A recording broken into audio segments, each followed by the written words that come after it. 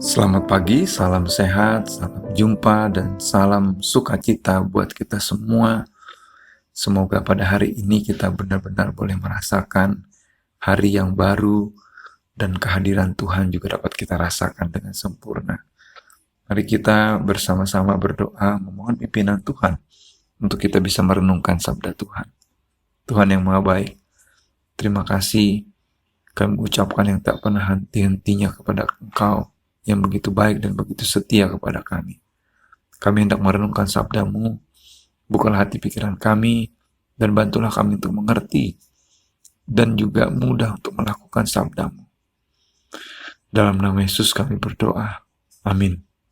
Saudara yang terkasih, bacaan kita pada saat ini terambil dari Ester pasal 4, ayat 10 sampai pasal 5, ayat 8.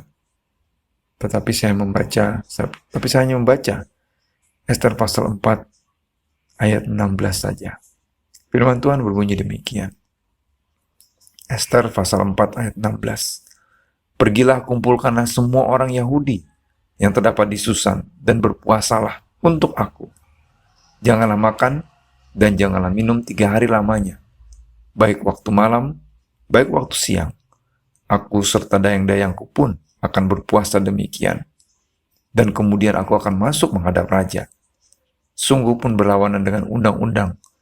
Kalau terpaksa aku mati, biarlah aku mati. Sampai sedemikian pembacaan kita yang berbahagia. Biarlah kita yang membaca dan merenungkan sabda Tuhan. Saudaraku yang terkasih, tema kita pada saat ini, Tuhan hadir di dalam doa kita. Saudaraku yang terkasih, ini adalah kisah Ester sebagai permaisuri Raja Ahasweros.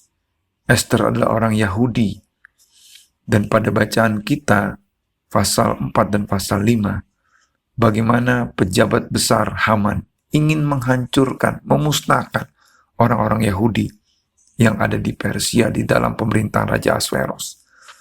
Mordekai, pamannya Ester, berupaya untuk meminta pertolongan kepada Ester yang pada saat itu berada di istana raja.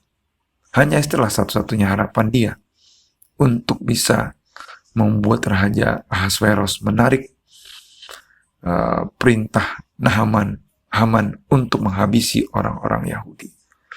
Saudara, dalam bacaan kita tadi, kita melihat bagaimana Ester berupaya sekuat mungkin. Bahkan dia mengajak seluruh orang Yahudi, termasuk dayang-dayangnya yang berada di istana, untuk berdoa kepada Tuhan. Meskipun di dalam kitab Ester tidak diceritakan dan tidak dituliskan kata Allah di dalam pasal dan ayat, tetapi kita melihat bagaimana Ester dan Mordekai sebagai orang Yahudi begitu mempercayai Tuhan Allah mereka, Allah Yahweh, yang akan menolong mereka dalam kesulitan mereka. Sehingga kita melihat bagaimana puasa selama 3 hari membuahkan hasil. Bagaimana Raja Ahasweros pun mengeluarkan tongkatnya dan mengizinkan Ester untuk berbicara kepadanya. Singkat cerita, pada akhirnya pun apa yang dilakukan oleh Ester dan Mordekai menolong mereka, menolong bangsanya. Dan Haman akhirnya pun dihukum oleh Raja Ahasweros. Saudara, keberhasilan Ester tidak lain bagaimana ia benar-benar berserah kepada Tuhan, mengandalkan Tuhan di dalam kesulitan, di dalam ketidakberdayaan dia, dalam situasi yang sulit. Saudara, dalam kehidupan kita juga mungkin pernah mengalami suasana yang sulit, suasana yang genting, kebingungan.